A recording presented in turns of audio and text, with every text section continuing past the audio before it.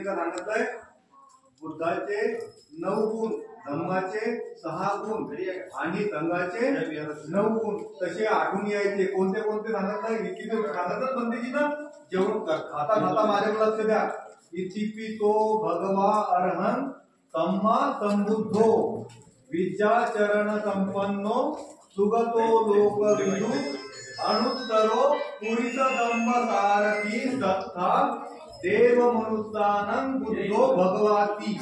हे कोणाचे गुण आहेत? हे बुद्धाचे गुण आहेत. सांगितलं ना भगवा आपला भक्तीजी सांगितलं ना इतिपितो तर हे बुद्धाचे गुण आहेत.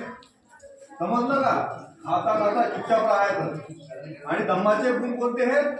स्वाखातो भगवता धम्मो संधिठीको अकालिको. जेवण करताना स्वाखातो भगवता धम्मो संधिठीको अकालिको यही पस्तिको ओम नाईको पच्चतं वेदितव्यो विन्युहीति.